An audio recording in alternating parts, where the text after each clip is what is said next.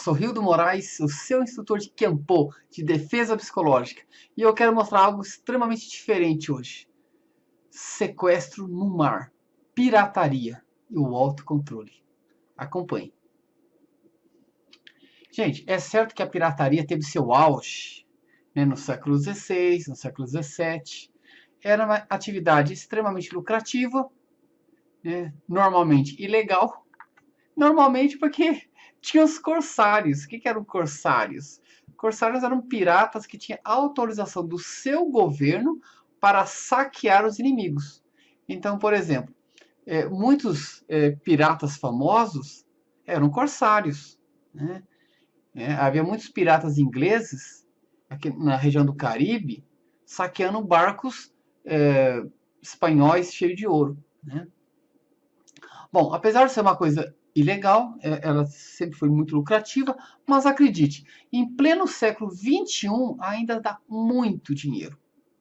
Só entre 2005 e 2012, que foi o dado que eu consegui achar na internet, um balanço do Banco Mundial, junto com a ONU e com a Polícia Federal, descobriu que nesse período circulou 400 milhões de dólares só em pirataria. Agora, a pirataria moderna, ela é diferente, né? Eles não vão procurar uma arca de tesouro. No geral, consiste em pegar grandes navios, grandes cargueiros e pedir resgate da tripulação. Seja para a empresa, ou se for, ou talvez, né, para o país de origem daquelas pessoas. Tá? A região que mais tem sequestro é na costa da Somália, né, no chifre da África, no mar de Aden.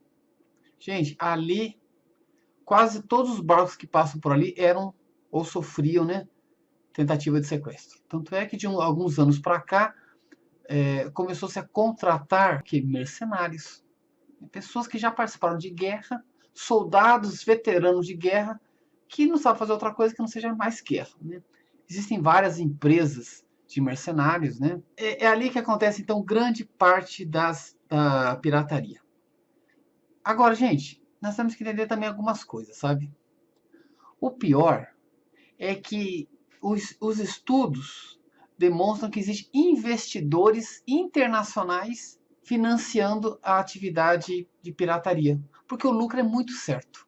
Se gasta muito pouco com os piratas, aqueles que vão subir no barco ficam com 1% do valor do resgate, porque eles não têm como receber o dinheiro. Eles não têm conta no banco para receber. Existem outras pessoas por trás. Uma rede bem complexa. Então, gente boa financiando pirataria. Tá? Agora, a pirataria na Somália, a Somália tem que entender o seguinte, é um país tosco, é um país lascado. Por quê? Porque, para você ter ideia, de 1990 até 2012 não tinha um governo central, não tinha um parlamento. Então se fragmentou. Há várias cidades, cada cidade é uma tribo, uma fica brigando com a outra, ou ficava. Existe uma milícia que quer tomar o poder. Existe uma região na Somália que conseguiram transformar aquela pequena região da Somália num país. Se chama Somália também, mas é uma Somália organizada. E por que eu estou falando disso? Porque foi justamente essa Somália organizada, que ela é pequenininha, que vai se deparar ou vai buscar contribuir, ajudar a acabar com a pirataria. Principalmente porque aconteceu dos maiores incidentes nessa área. Foi um sequestro que durou 2 anos e 9 meses. Eu quero que você acompanhe comigo essas informações. Por quê? Por que eu estou falando de pirataria se o Kenpo é um curso de defesa psicológica? Porque se não houvesse controle mental, ninguém ia sobreviver. Existe uma pessoa nesse sequestro cuja disciplina mental contribuiu para manter todo mundo com uma relativa calma numa situação extremamente complexa. Eu quero que você me acompanhe nisso. Essa história começa em 26 de março de 2010, quando os 24 membros né, da tripulação do cargueiro Iceberg de bandeira panamenha está carregado de material hidráulico mecânico, passando então pelo Golfo de Aden, a região famosa pela pirataria somali. Eles estão navegando tranquilamente por essas áreas quando são abordados por piratas e então começa o pesadelo.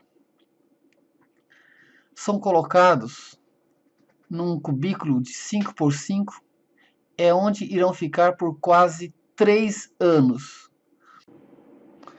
O governo panamenho não se propõe a pagar o resgate, o dono do barco também não se propõe a pagar o resgate, e então acontece algo incrível. O governo de Puntland, que é uma região autônoma da Somália, decide então fazer algo. E eles começam fazendo o seguinte: eles começam contratando mercenários da África do Sul para treinar os seus soldados que são da Somália. Então vai começar um processo de tentativa de resgate, tá, por essa tropa formada por mercenários e novos soldados da Somália. Após longos embates que duraram mais de 10 dias entre piratas no barco e soldados em terra, conseguiu-se uma reunião com os líderes, os piratas que estavam em terra, mais os chefes tribais, para que se conseguisse a rendição dos piratas e a libertação dos reféns.